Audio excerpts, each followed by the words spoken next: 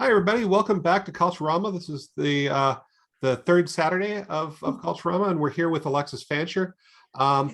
Alexis is an extraordinarily good person at promoting people's work. She helps to run a website called Cultural Daily. It's now Cultural Daily. It was Cultural Weekly, and I found her editorial work to be just amazing. There's never a moment when I'm on Cultural Daily that I'm not impressed by what's happening there. And so she's an incredibly great editor, but she's got this double life as a incredibly honest and direct writer of poetry. Beautiful work. And it often involves sexuality, which is what we're going to see today. But we should also never forget that she's also an amazing photographer. And she has photographed the poets and writers of Los Angeles just in a way that captures who they are. We were just a minute ago before we started talking about Gerald Lachlan, and I knew Jerry pretty well. And she photographed not only himself but also his personality, and I always appreciate that. All right, so Alexis. Well, thank you, John. It's a pleasure to be here, and welcome. I write about sex, as Linda and several other people know. I mean, I write about other things, but today we're just going to look at how to write about sex. And this is an ekphrastic workshop, which means we are writing about or from a work of art. I'll give you an actual Webster's definition.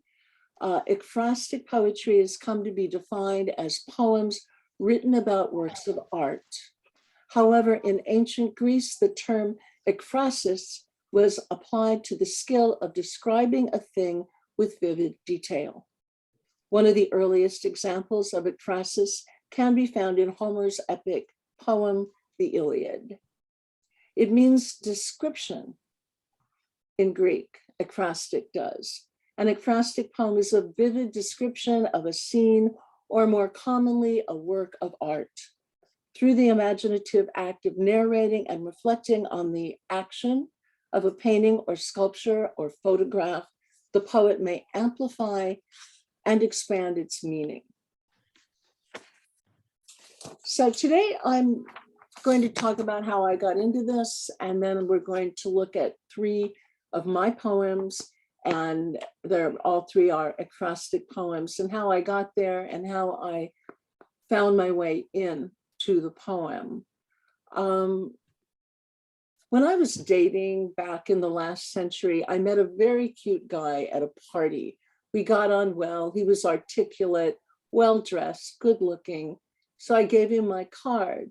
And when he came to pick me up for our first date, I happened to notice a bumper sticker on the back of his BMW, and it read, "Sex is the most fun you can have without laughing." I never went out with him again. Here's the thing, sex is fun and often funny. It is definitely not the most serious thing you could write about. Famine, war, COVID-19, homeless tents filling our sidewalks, that's serious stuff. Nothing funny about those things. But sex is delicious, joyful, nothing better than a romp in the hay, right? So why do people take it so seriously? Well, that's the first thing. Lighten up, have a good time. The second thing is this: stop censoring yourself. Stop worrying about who in your family is going to read your work. Take it from me, your family doesn't read poetry. Mine doesn't. Apart from my sister and a literary cousin who writes romance novels in Massachusetts, no one in my family has read my work. So why worry about what they will think? Be bold, be brave, write your truth, and worry about how it will land later.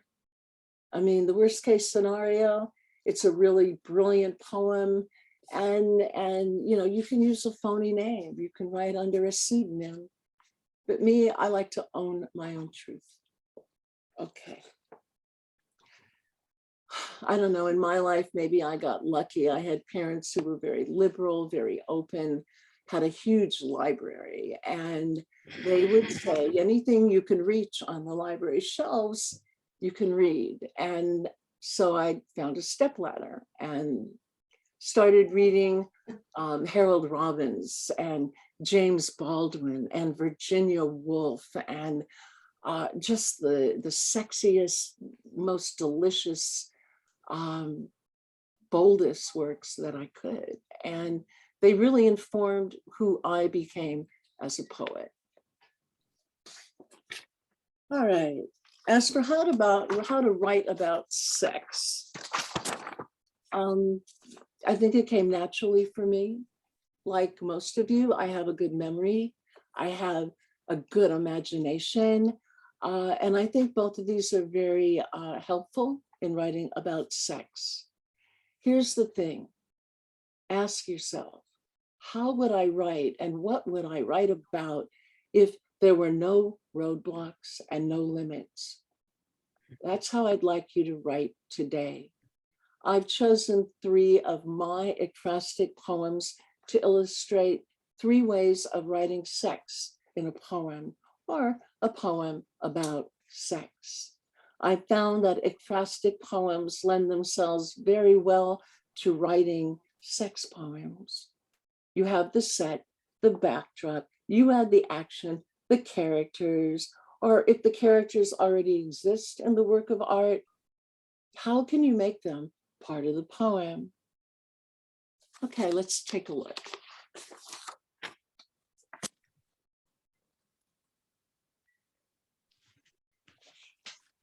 We have the first one.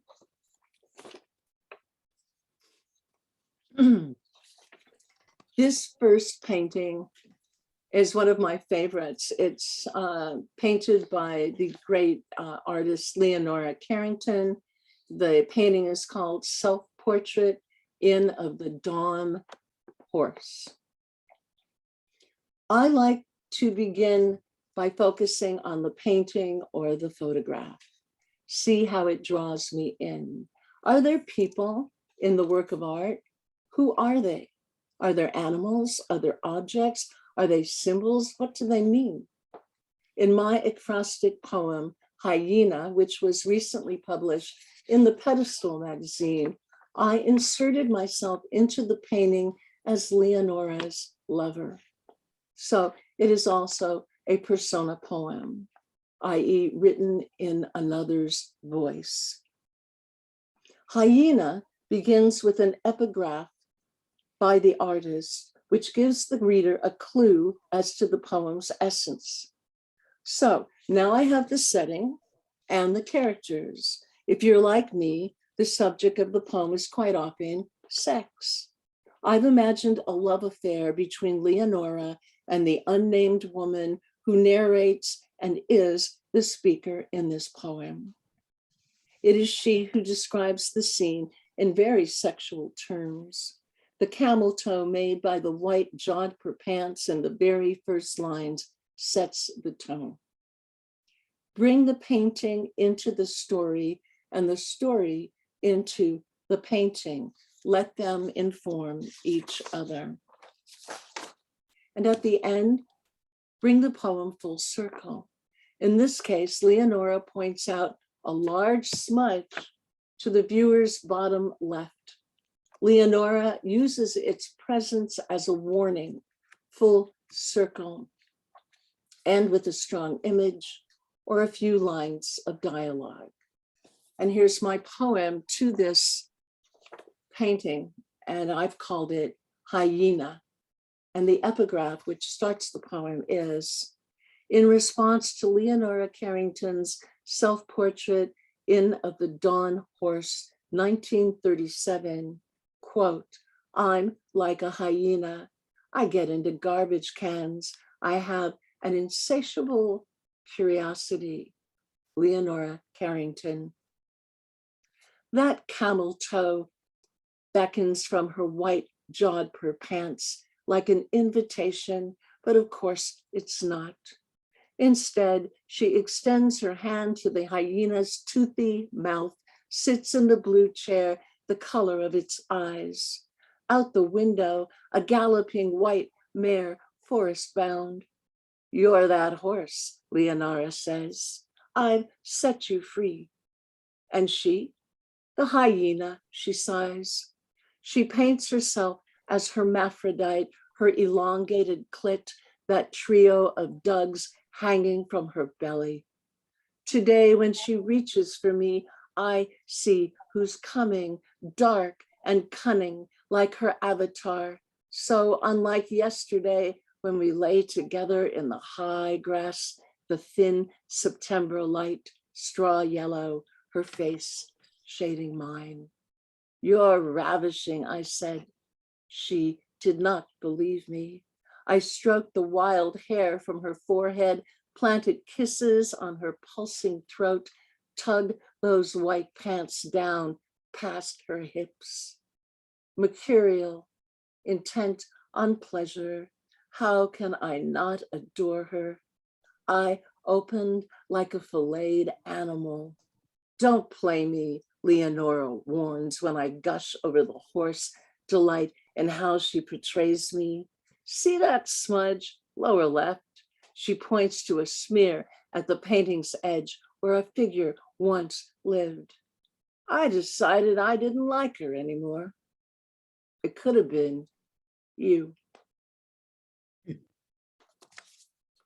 So you can see what I did there, right? I mean, there's this amazing painting, and maybe I was the smudge that she erased. She thinks I'm the horse and that she's the hyena, but look there's another horse running away out the window. Could be a lot of different poems from this one. Could you put the next one up, please?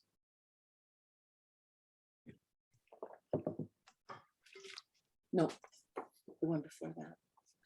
Nope, back. There we go. All right, sorry about that. I am a lover of Edward Hopper. His paintings have so much room to insert yourself in them, to write stories about them, to inhabit their characters. This is a painting that he did, I believe, in 1961 called A Woman in the Sun. And the women in his paintings, especially the nudes, were most often his wife, Jo, who was quite an artist in her own right. Anyway, this is Jo standing there with the long shadows and the open windows. My persona poem, again, another persona poem for this acrostic poem, is written in the voice of the model, of Jo in this case. The first line sets the tone and reveals her mindset. She's impatient, or maybe bored, and lets her mind wander while her feet are firmly planted on the floor. She explores the room, the floor with its long shadows, the paintings on the wall. She daydreams, then takes inventory. Her shoes, a pack of cigarettes, the breeze from an open window that billows the curtains and plays with her hair. Fix it, the painter, Hopper, barks. Hold still, he orders. When the model challenges Hopper at the end, we feel his exasperation, how he wants her to stay put, while at the same time understanding her ennui. This was published in the Acrostic Review, and my poem is called Staying Put. He paints me naked in an empty room, like I need nothing, like he needs me. I'm his type, high tits, lean shadow, blonde hair falling past my shoulders, a long drink of water. There is no escape, but the window to my left is a promise, wide open, green hills. Hold still, he says. So I stare at the painting on the wall. Another landscape, this one contained by a white mat, black frame. It too allows for dreaming, but it only goes so far, then hits the wall like him, only so far before he drops off grid and disappears into the canvas. No wonder I can't stay still. The room holds little, a bed, my shoes abandoned underneath, a pack of cigarettes, my restless heart. A rectangular shaft of light pours in from an open second-story window, and the breeze plays with my hair. Fix it, he says. I tuck the wisp of hair behind my right ear just the way he likes it. Then I put my hand back where it belongs. He says his favorite thing is painting sunlight on the side of a house. So why paint me, I ask? So you'll stay put. So that's the second ekphrastic poem, a little bit different than the first. Since the first, I inserted myself into the painting. And in the second, I inhabited the woman's figure of Joe. That's two different ways. I'm going to show you one more before we get started with the writing portion of this workshop. Could you put that third picture up for me? Thank you. This is a photograph I shot when I lived downtown in downtown LA, and I used to be a big voyeur, and I photograph people in windows and you name it. Anyway, this one is called Sweet Tooth. And in this poem, the man inspired the photo, which inspired the poem. So again, a different way of seeing how to get into a poem and how to write about a visual. All right. This man was a creature of habit. Every day at the same time, he would show up at his apartment house and walk his bike inside, and I would be there to watch him. The story came out of the photo and the action. The candy references just appeared as I described him. And this was first published in Plume, and it's called Sweet Tooth. The man in the window is cheesecake. If I could soar across Main Street and land in his arms, I'd eat him for dessert. He's caramel poured in those low-slung jeans. A sugar daddy lasts forever if you lick it right. He's marzipan, clean cut, the jut of his hip bone reflecting the sun. I'm come undone by the clockwork of his days, his devil's food dismount from that Shimano aluminum bike, how he disappears inside the foyer. If he were mine, I'd ride him like a stolen bicycle. He strips down to sweet meat Monday through Friday, 5 p.m., happy hour, when he hangs the bike on the wall, and me happy to watch his muscles ripple. He stretches out on the bed, my creature of habit, his O. Henry straining against its wrapper. This I know, he's an all-day sucker. He doesn't believe in drapes. Okay, well, that's the three poems with my 3 points of view. Any questions so far, or should we go right into the writing part and see what you guys can come up with? I have just a question about the two paintings that you made poems about. When you made the poems, did you intend that the reader should be looking at the painting while listening to the poem, or like are you supposed to be able to just like visualize the painting just from the reading? Because the reason I ask is the poems, many of the lines in the poems were just quite descriptive of what we were viewing in the painting. You know, the the camel toe, the hipster pants, the horse running towards the forest, the matted painting on the wall, you know, like you just were describing the painting, which, so I'm just thinking like, am I supposed to, or what's my question? Should I, like, is it better to not be looking at the painting and then just try to visualize what you're describing? As the reader, you You mean? understand? Like, I mean, is that even like a real question? I'm sorry, as the reader of the poem or as Yeah. the writer of the poem? As the reader, as a As reader. the reader, quite often when a poet is writing an ekphrastic poem about a work of art, and then it's sold to a magazine or a journal, you have to get the rights. And they will make you pay, possibly, and possibly they won't be able to get the rights, or they'll just put it up anyway and hope for the best, or the painting's been around forever and it's in the public domain. Mhm. So yes and yes to your question. As the reader, to me, if the poet is doing her or his job in writing an ekphrastic, you know, almost a worshipfulness for the painting, then I believe that the reader should be able to see it without looking at it.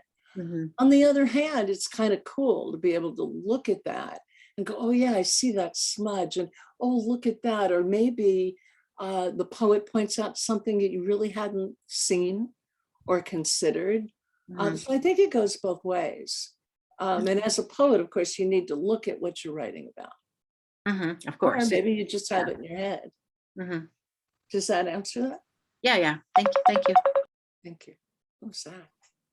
Did I do that? Any other questions?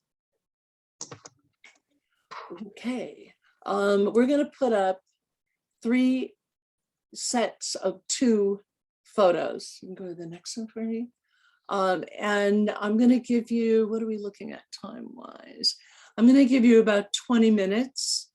You can choose one poem, one photo or the other. These are all my photographs, so I didn't have to worry about getting permission. Easier that way.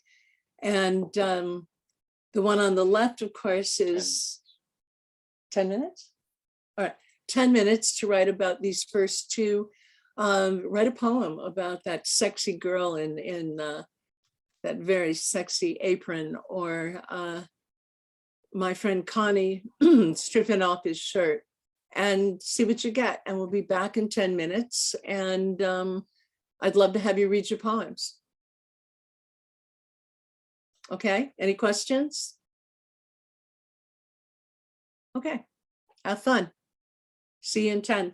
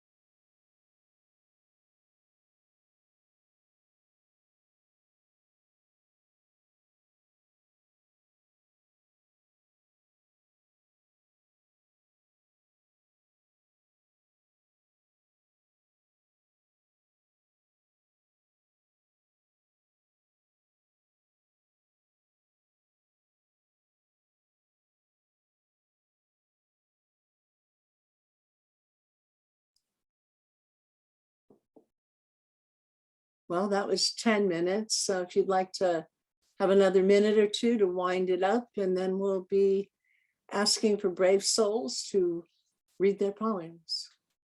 So maybe another minute or two.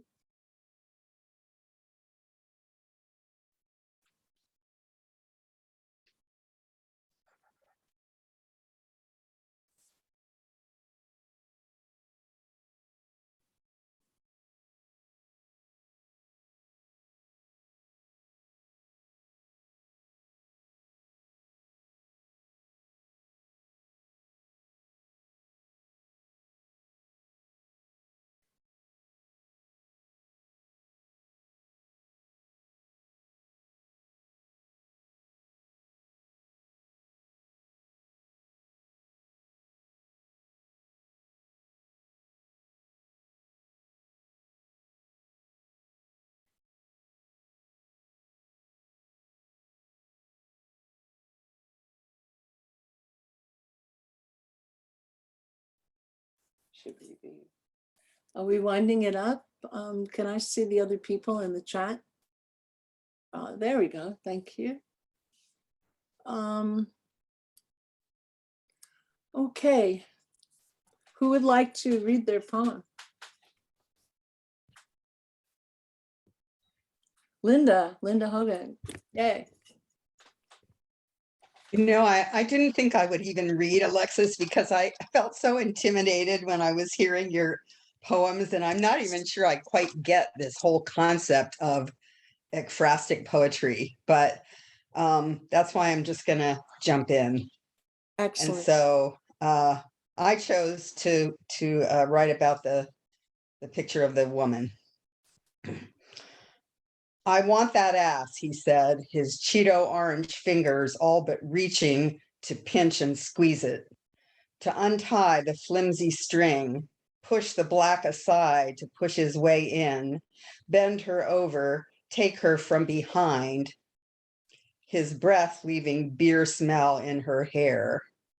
And that is when I know for sure that she will leave him, because he doesn't even see how like a peach that ass really is, how her fair skin fairly shimmers in the kitchen light, how soft her curls like a baby's hair, how full her lips so ready to kiss, but especially because he doesn't see how her bedroom eyes are looking at me.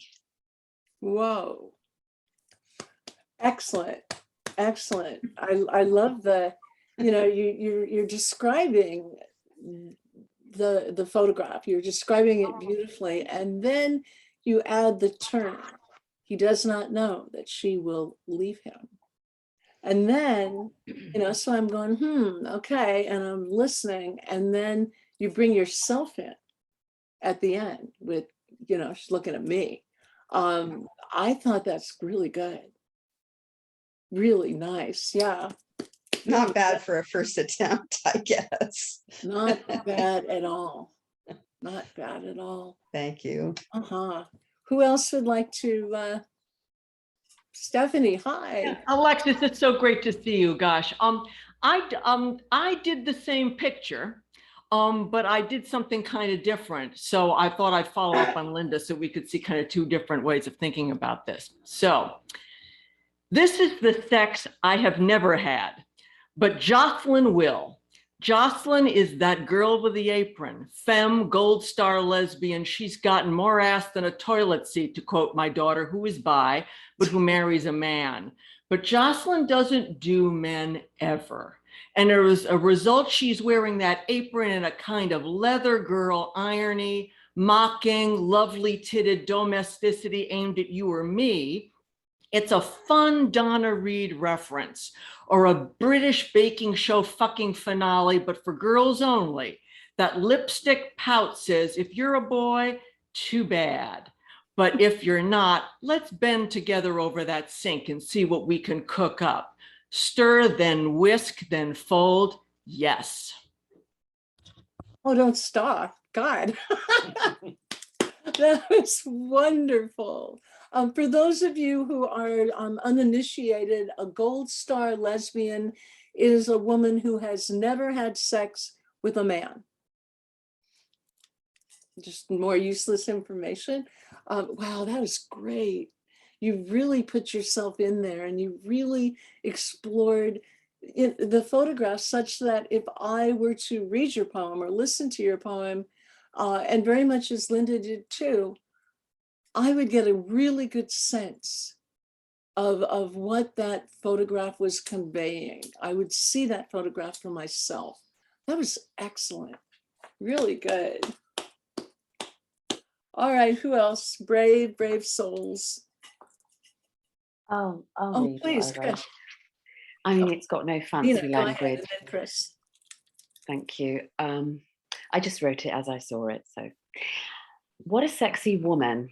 She proudly displays her beautiful rear, knowing it is beautiful, pouting, watching you make object of her, daring you to look and lower your gaze, some invitation in her stance.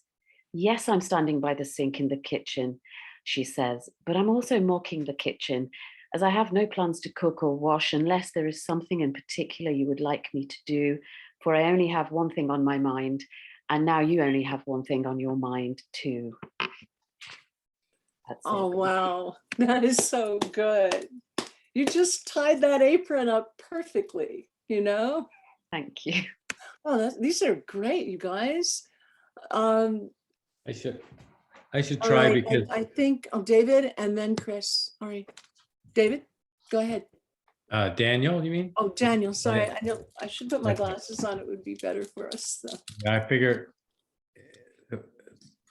these have been so good so far. I might as well show how restricted men can be. Oh, So I took both pictures. I put them both together.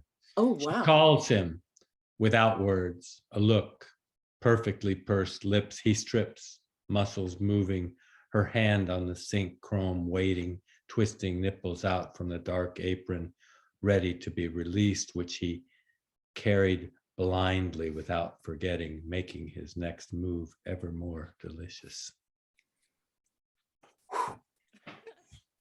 I don't think you have anything to be worried about there. That's great. That's wow. Gosh, you see how different all of these are? It's the same two pictures. And everybody has, you bring your own imagination, your own life to the table. And then you see what happens. Chris. Thank you. This is kind of out of my usual comfort zone, so I don't know how good it is, but I went with the first picture. You always wear tights and hoodies, he whines into my ears as he lays soft in my hand. Bold of him when I'm holding his prized possession, the thing I have to cajole and lick while he uses his sting into me without any honey. No candy drop kisses on my cascading waves or the caressing words or touches. His plain Jane, he calls me, without adornments or paint. I want to shine in my own wrapper with a surprise sweetness inside. When he leaves for work, I pack all my life in a small tote bag and a box of books. I prepare for battle with cherry red lips, painted false lashes, and hair sprayed to a lion's mane. Wearing just a gag gift apron, his way of knocking me down without his fist this time, I bend over the sink. I put on my fuck me now, pin up baby doll look. You went in a completely different direction. There's a little bit of domestic violence creeping up in that. And why not? Nothing's just plain fucking, is it? There's always so much else going on. That was really, really good.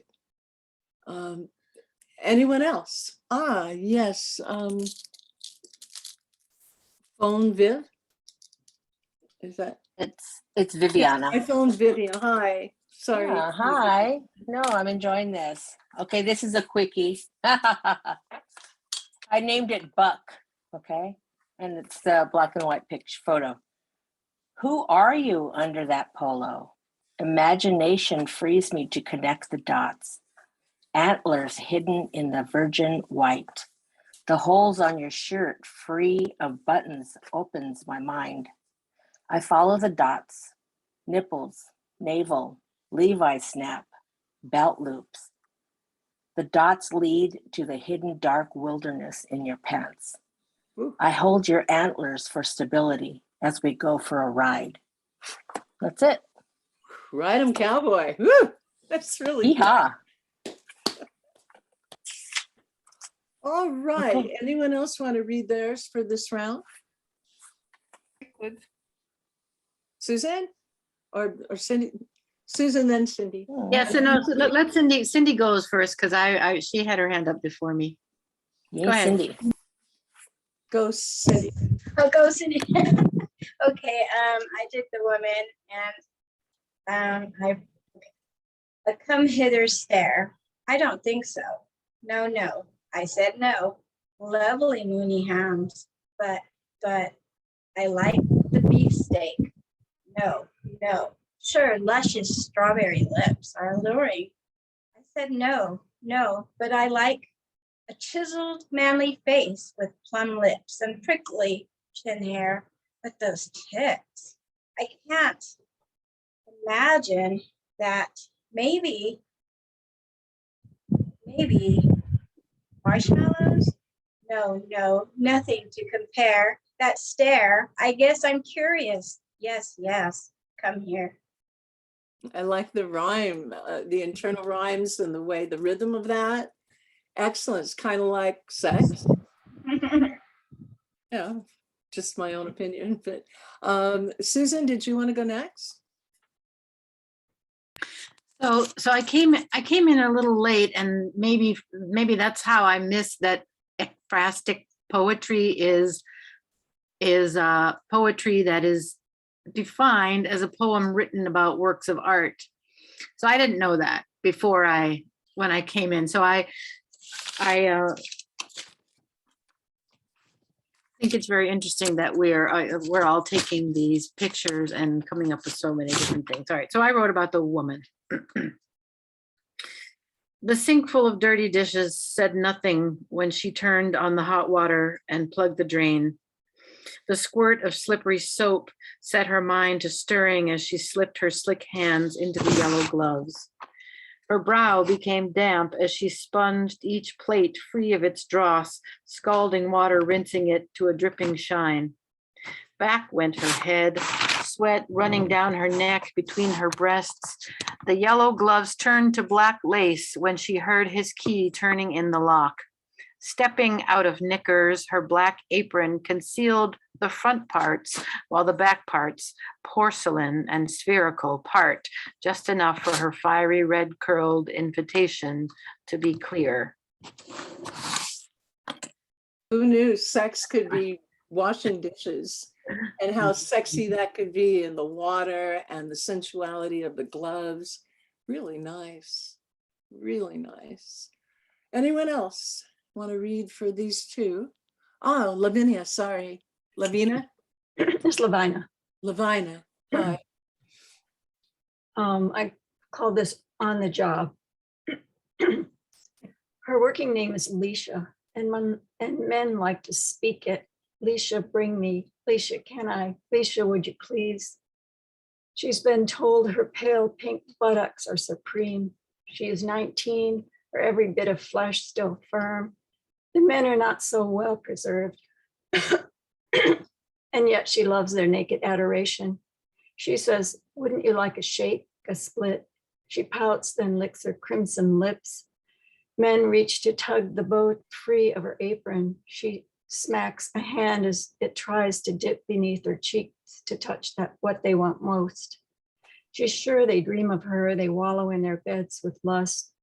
They give her tips, propose much more, not saying cash or payment, but insinuating satisfaction, that they have the means.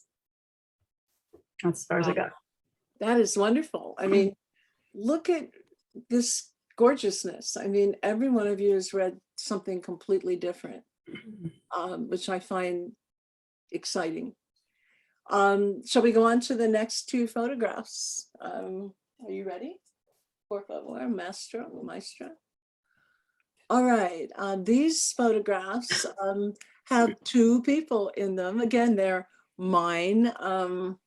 The one on my left is, this is a wonderful writing duo, performing duo. Their names are Baz and Bambi Here. And they're pretty cute. Anyway, you can let your mind go crazy on that. Or on the other side, this is a photograph, sort of a grab shot I shot at the Nickel Diner in downtown LA. And these people looked like they were in deep, deep concentration and discussing something of great importance. Anyway, you have 10 minutes, so enjoy, and I'll be back in 10.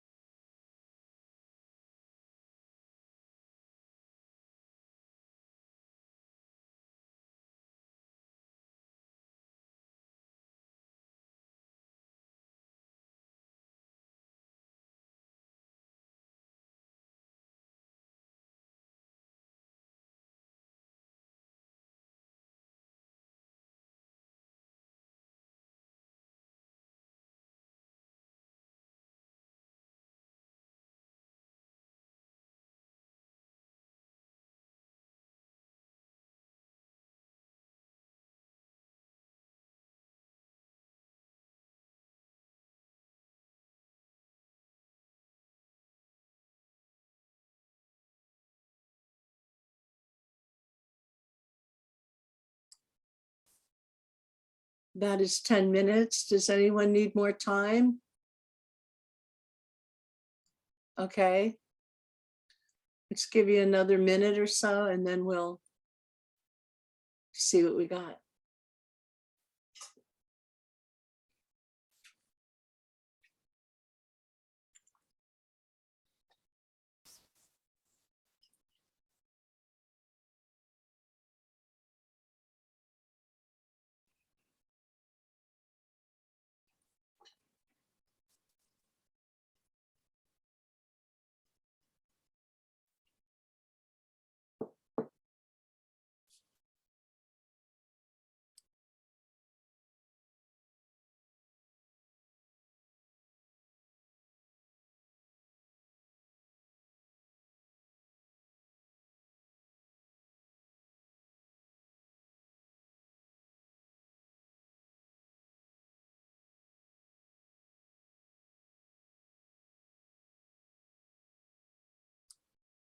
Okay.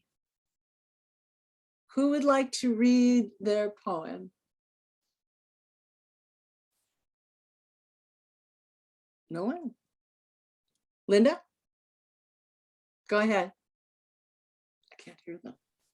Oh, why the hell not? Why the hell not? Exactly. I liked my other one better, but whatever. So I chose the couple on the left.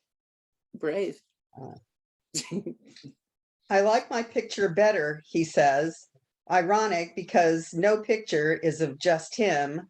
Rather, both pictures include the both of them. He means the one he staged to his liking. He superior, she inferior.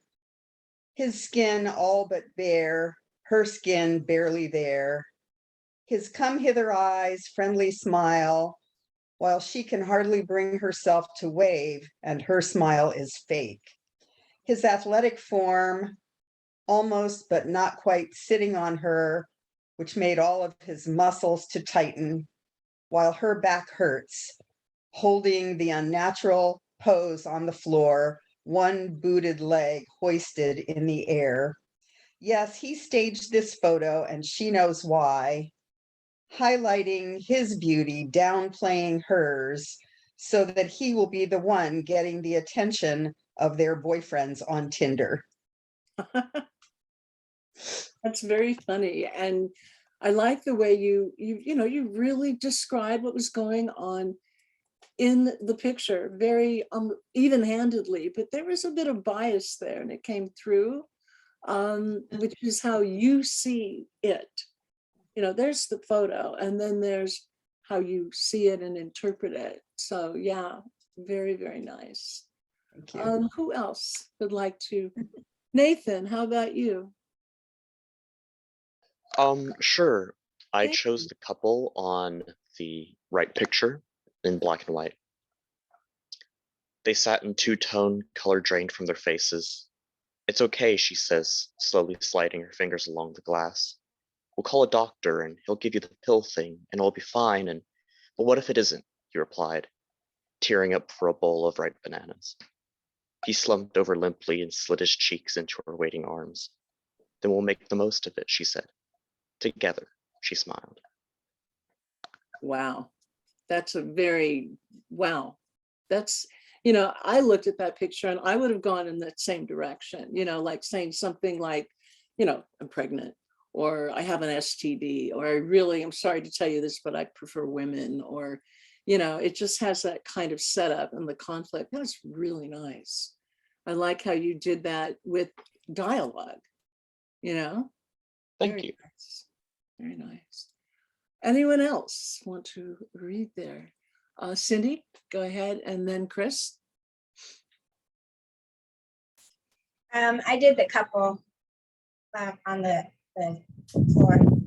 When you move your hand, it hits the microphone, and because you just, yeah, that's better. Right.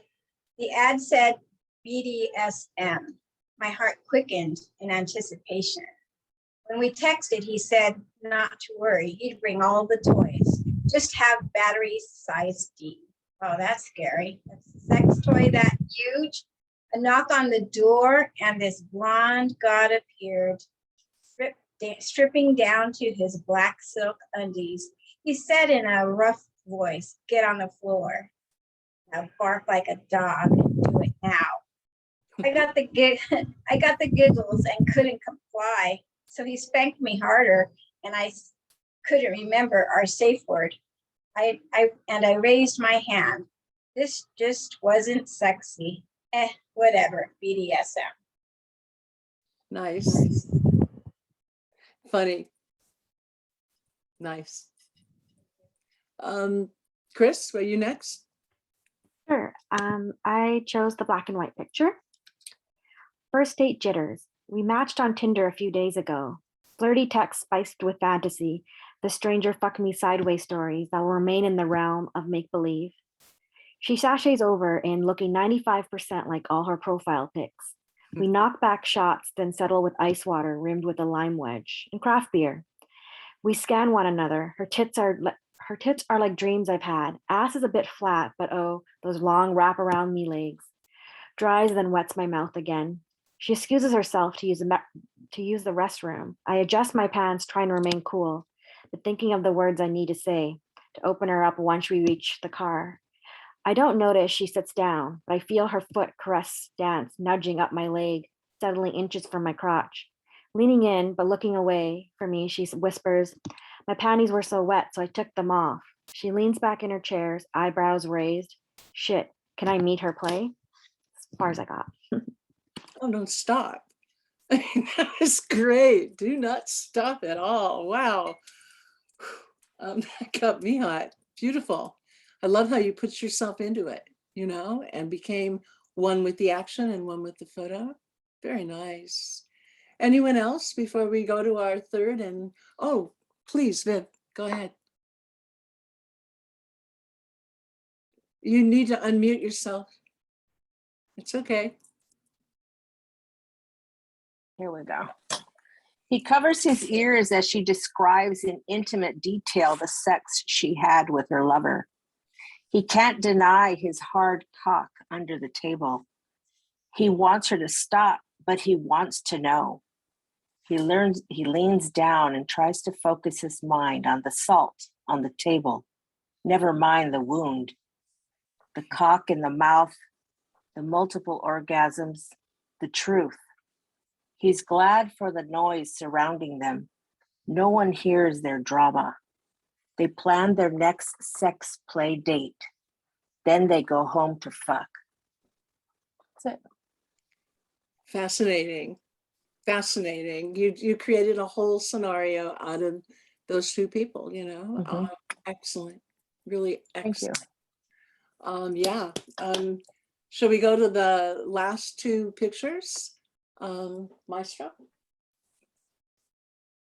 I have my tech support over here. No. All right. This is something a little bit different. On the black and white photo, these twins identically dressed just sort of showed up on my street one day, and there they were. This ended up in River Styx a while back, the literary magazine. And on the right, the color photograph of this beautiful woman. I live in San Pedro, and I often go up to the Korean Temple Bell. There's a friendship park. It's beautiful. And I was up there trying to get some exercise one day, and this woman was dancing in this gorgeous silky slip, and she had that orange sort of scarf, and I just forgot about the walk and started photographing her. Anyway, these are our two last photos. We're gonna have another 10 minutes, and then I'll come back. We'll read some more, and then I will end the reading with one of my own ekphrastic poems about one of these, and then I'll go have sex, right? Okay, I'll be back in 10.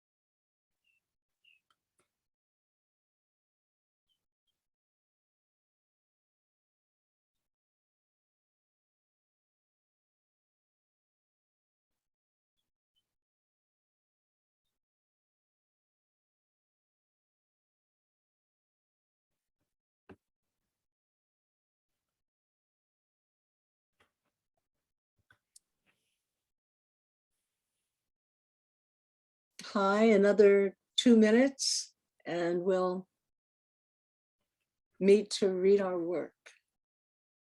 Very curious what you guys are going to come up with for these two.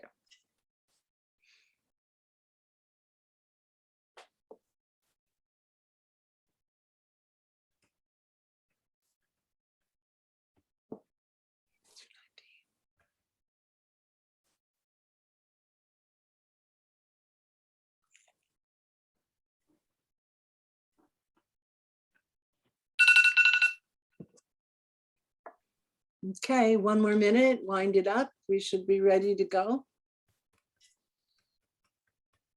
Anyone else need more time? We're good? Okay, you put the 2 pictures back and put me in a little side thing. Like, can I see them too? No. Okay, never mind. That won't work.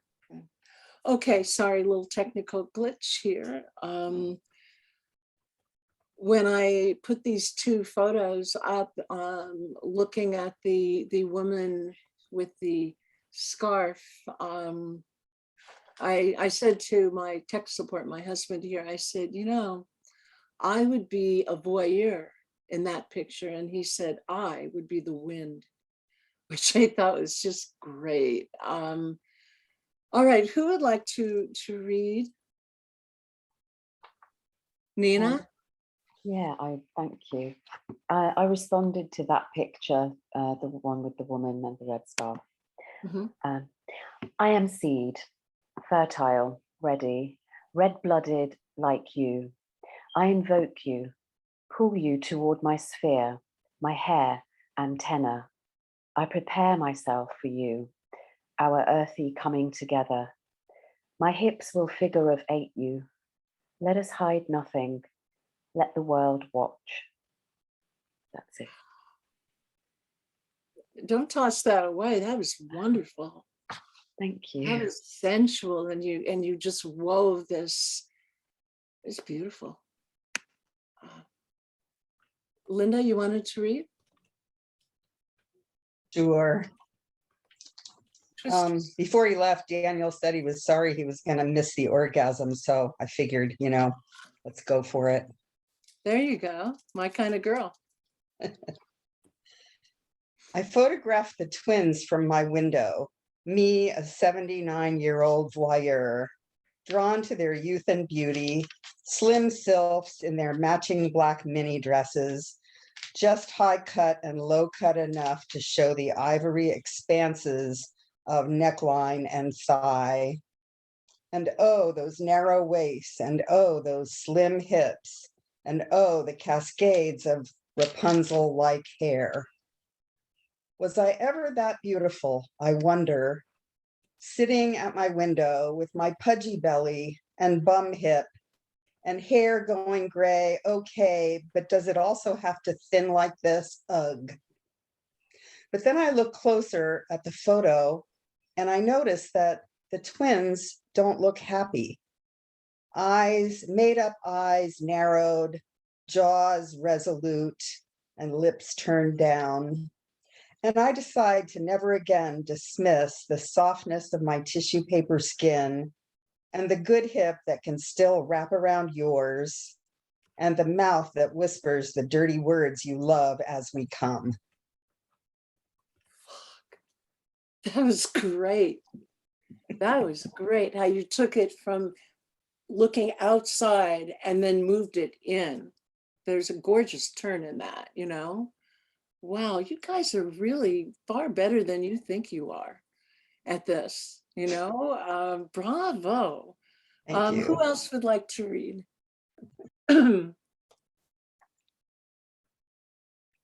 Nathan, one more time. All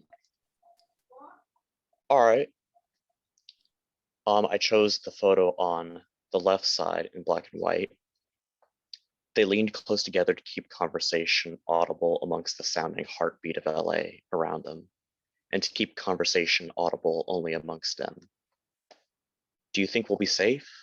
Do you think they'll like us? Yeah, they will. It's the city. There will be someone who will. We were twins then and we're still twins now. Do you think this was the right choice? It was the only choice. All the right parts in the right places. I finally feel like me. They stride by a crowd of lookers, eyeing the women up and down in their bodies. See, they'll like us. And that's as far as I got. I like that. That's wonderful. Interesting how you took that and you became the two women.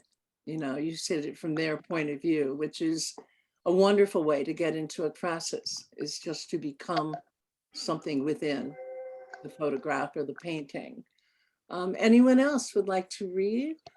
Stephanie. Yeah, thanks, Alexis. I think Fancher and I are thinking the same thoughts about that photograph, about the woman, but we'll see. Just think of the woman in the scarf in the park, the textures of fabrics and skin dancing. Isadora Duncan must have been continually satisfied by her interactions with veils and with breezes, the sheer dress sliding over and past her flesh, the celebration of her own muscles moving in front of strangers, spontaneous. At once private and performative, a combination of sex with yourself and sex with passers-by. No penetration, all caressing, all stroking, what the French called frottage, which is a process of taking a rubbing from an uneven surface to produce a work of art, or in this case, merely, question mark, a spectacular sensation. Uh-oh. Wow. Wow, you took that and ran with it, really ran with it. Savina, you wanna? No, nope. Susan? John? Lloyd, are you there? I think Chris has her hand up. Chris has her hand up. Great. I was getting there. Yay, Chris. Thank you. This one was a bit of a harder one. I didn't really know which way to go. So I just kind of started with kind of your backstory of capturing the woman while you were taking a walk. So I went from there. I used both pictures. After a long walk, sitting on the bench, people gazing, I saw her in sexuality in human form. Walking the city streets, I see so many cookie cutter people blending into one another, like trying to wipe paint off a canvas. Black and white, this woman, curvy, flawed in beauty. I could stare forever in the color of her coffee, caramel skin, chocolate hue eyes with the curly body of hair, like the burst of an apple red scarf prancing, catching the winds in dreams. Dreams, thinking of him in a haze, going at it, missionary, and me floating around and taking him in. And that's it. Beautiful, beautiful. Anyone else? All right, would you go back to that picture, Connie? I'm going to close this with one more poem of my own that will be written to this photograph. Again, it's my ekphrastic poem. It was, I think it was in Swim last year. It's an online literary magazine and they take a lot of risks. Anyway, I wanted to share that one of the things I did not tell you, which I'm going to leave you with after I read this, is think of writing about sex as writing the space around it, such that in this particular poem, that's what I've done. And I am a person watching him. I am part of the action, but he's the only one in the photo. And in this one, I'm actually a photographer. And I call this Grab Shot.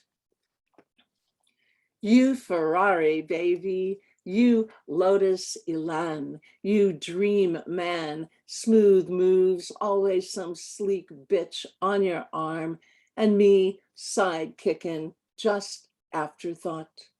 So I shoot you, replicate you in oversized prints spread out on my bed like facsimile. Those blown up biceps, fine-tuned torso, face up on my pillow, your perfect pores. How the camera loves you, baby. those smoldering Billy D shots aimed straight at a woman's vulnerability. How you juice them, seduce them, your voice dropping an octave when a woman calls and you get all very white.